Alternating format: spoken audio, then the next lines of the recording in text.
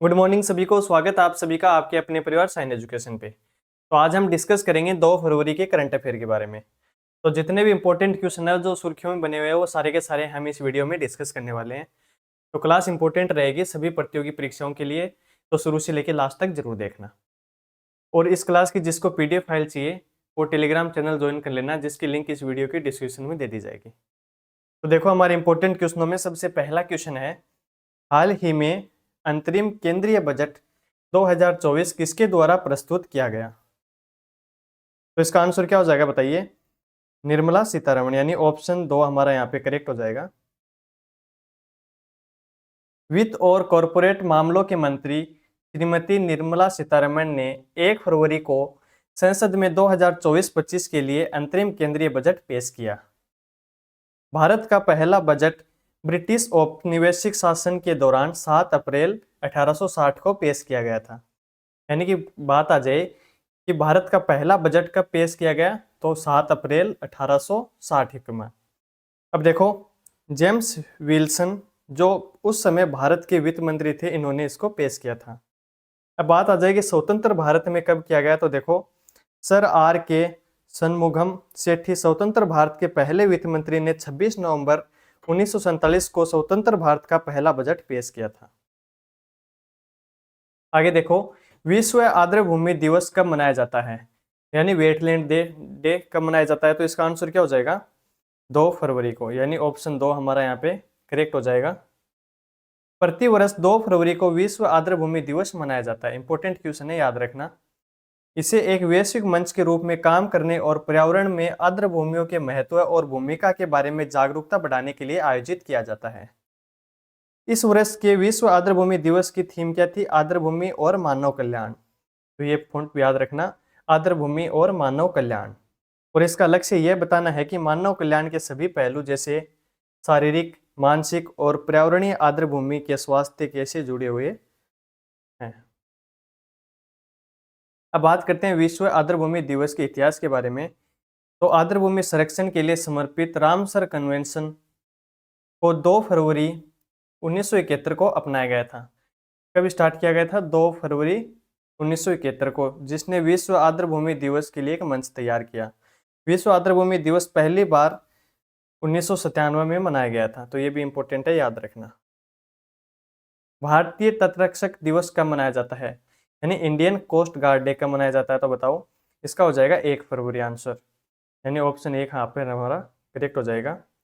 प्रतिवर्ष 1 फरवरी को भारतीय तटरक्षक यानी आईसीजी इंडियन कोस्ट गार्ड द्वारा अपना स्थापना दिवस मनाया जाता है। आईसीजी भारत का एक सशस्त्र बल है जो समुद्री हितों की रक्षा कर समुद्री कानून को लागू करता है। इस वर्ष 2024 में 48वां भारतीय तटरक्षक दिवस मनाया गया। कौन से नंबर का? 48वें नंबर का मनाया गया इस बार। अंतरिम भारतीय तटरक्षक की स्थापना मूल रूप से 1 फरवरी 1977 को हुई थी। इसी वजह से 1 फरवरी को हम भारतीय तटरक्षक दिवस के रूप में मनाते हैं।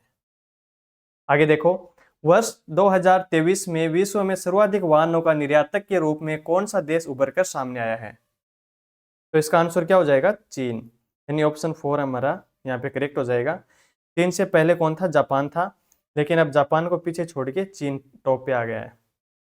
देखो Bharat Japan automobile manufacturing association द्वारा 31 जनवरी 2024 को वाहन से संबंधी अपने वार्षिक आंकड़े जारी किए गए।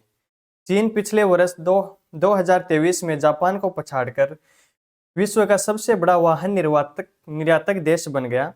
जापान ने 2023 में 4.42 मिलियन वाहनों का निर्यात किया, जबकि चीन द्वारा निर्यात किए गए वाहनों की संख्या 4.91 मिलियन है। टोयोटा विश्व की सबसे बड़ी वाहन निर्माता इकाई है, जिसका 2030 तक 3.5 मिलियन ईवी लक्ष्य बेचना है, यानी इलेक्ट्रिक व्हीकल बेचने का ये लक्ष्य निर्धारित किया है। आगे देखो हाल ही में किसके द्वारा भारत का पहला खनिज अन्वेषण ड्रोन विकसित किया गया है? तो इसका आंसर क्या हो जाएगा? मारुत ड्रोन। ऑप्शन 1 हमारा यहाँ पे करेक्ट हो जाएगा। हैदराबाद स्थित स्टार्टअप मारुत ड्रोन ने भारत के पहले खनिज अन्वेषण ड्रोन को राज्य द्वारा संचालित लौह अयस्क खननकर्ता राष्ट्रीय खनिज विकास निगम लिमिटेड को वितरित किया। उन्नत सेंसर से लैस ये ड्रोन अन्वेषण और मानचित्रण में सटीकता बढ़ाकर महत्वपूर्ण खनिजों की खोज में क्रांति ला देते हैं। आगे देखो, हाल ही में किसे एयू स्मॉल फाइनेंस बैंक का गैर कार्यकारी अध्यक्ष नियुक्त किया गया। इस बैंक की बात हो रही है यहाँ पे, एयू स्मॉल फाइनेंस बैंक की। तो इसका आंसर क्या हो जाएगा, हारून राशिद, यानी ऑप्शन 2 हमारा यहाँ पे करेक्ट हो जाएगा। भारतीय रिजर्व बैंक आरबीआई के पूर्व उप गवर्नर हारून राशिद खान को एयू स्मॉल फाइनेंस बैंक का गैर कार्यकारी अध्यक्ष नियुक्त किया गया है। खान का कार्यकाल 30 जनवरी 2024 को शुरू हुआ और 27 दिसंबर 2024 को बैंक के स्वतंत्र निर्देशक के रूप में उनका पहला कार्यकाल पूरा होगा। आगे देखो, खान के पास बैंकिंग, वित्त, भुगतान प्रणाली और वित्तीय बाजारों में 4 दशकों से अधिक का अनुभव है। आगे देखो, हाल ही में किसने यूपीएससी के सदस्य के रूप में पद और गोपनीयता की शपथ ली है। तो इसका आंसर क्या हो जाएगा, संजय वर्मा, यानी ऑप्शन 2 हमारा यहाँ पे राइट आंसर हो जाएगा। 1990 से भारतीय विदेश सेवा के सदस्य श्री संजय वर्मा ने संघ लोक सेवा आयोग यानी यूपीएससी के सदस्य के रूप में शपथ ली है। उनके व्यापक कैरियर में स्पेन और अंडोरा, इथियोपिया, जिबूती और अफ्रीकी संघ में राजदूत भूमिकाएं शामिल हैं, यानी इन देशों में ये राजदूत के पद पे काम कर चुके हैं। नेक्स्ट देखो, हाल ही में किस पूर्व केंद्रीय मंत्री का निधन हुआ है।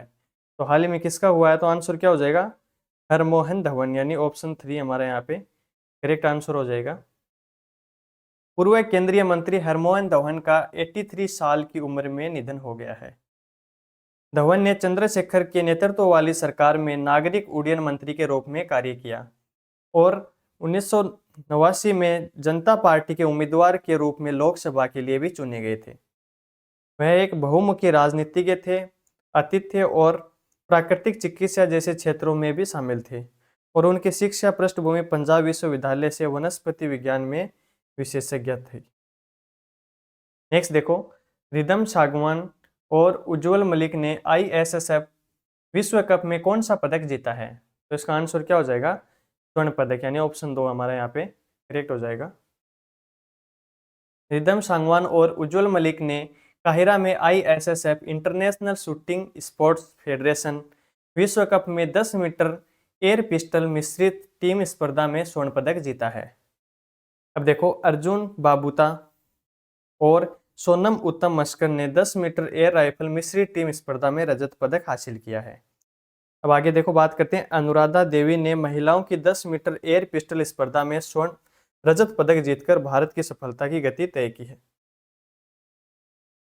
नेक्स्ट है, किस राज्य सरकार द्वारा वार्षिक जन औषधि प्रशासन अभियान शुरू किया जाएगा। तो इसका आंसर क्या हो जाएगा, उत्तर प्रदेश, यानी ऑप्शन 1 हमारा यहाँ पे करेक्ट रहेगा। यूपी सरकार राज्य से फाइलेरिया को खत्म करने के लिए 5 से 15 फरवरी तक वार्षिक जन औषधि प्रशासन अभियान शुरू करेगी। सरकार का लक्ष्य 2027 तक राज्य से फाइलेरिया को खत्म करना है।